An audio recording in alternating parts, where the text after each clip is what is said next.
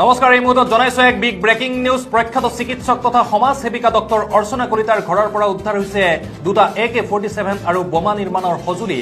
সন্দেহ কৰা হৈছে ডক্টৰ অৰ্চনা কলিতাৰ লগত সম্পৰ্ক আছে পাকিস্তানৰ চোৰাংচোৱা ISIৰ। ভদ্ৰলোকৰ মুখা পিন্ধি দেশ বিৰোধী কাৰ্যকলাপৰ লগত জড়িত ডক্টৰ অৰ্চনা কলিতা বৰ্তমান পলাতক অৱস্থাত। দেশদ্ৰোহী অৰ্চনা কলিতাৰ সম্ভেদ দিব পাৰিলে চৰকাৰৰ ফালৰ পৰা 50 লাখ টকাৰ পুৰস্কাৰ ঘোষণা কৰিছে চৰকাৰে। এতিয়া সকলোৰে মনত এটাই প্ৰশ্ন, ক'ত লুকাই আছে অৰ্চনা কলিতা? কৰিবতো লাগিবই। কিমান আৰু 1 ৰান 2 ৰানকৈ খেলি থাকিব? এইবাৰ 6 মৰাৰ সময়। বুজা নাই।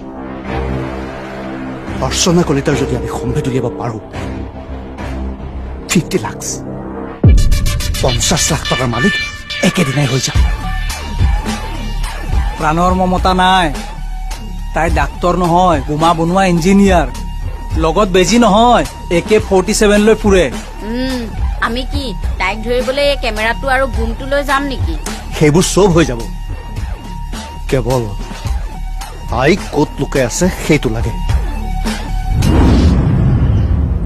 অৰ্চনা কলিতা ক'ত আছে মই জানো।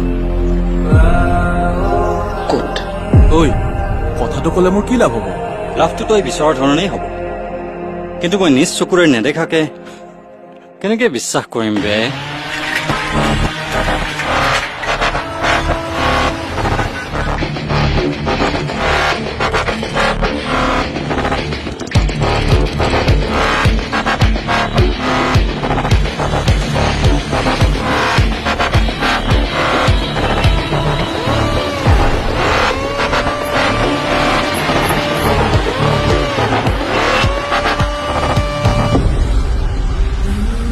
সকলোৱে কয় নিজ চকুৰে নেদেখাকৈ, নিজ কাণেৰে নুশুনাকৈ সকলো কথা বিশ্বাস কৰিব নালাগে।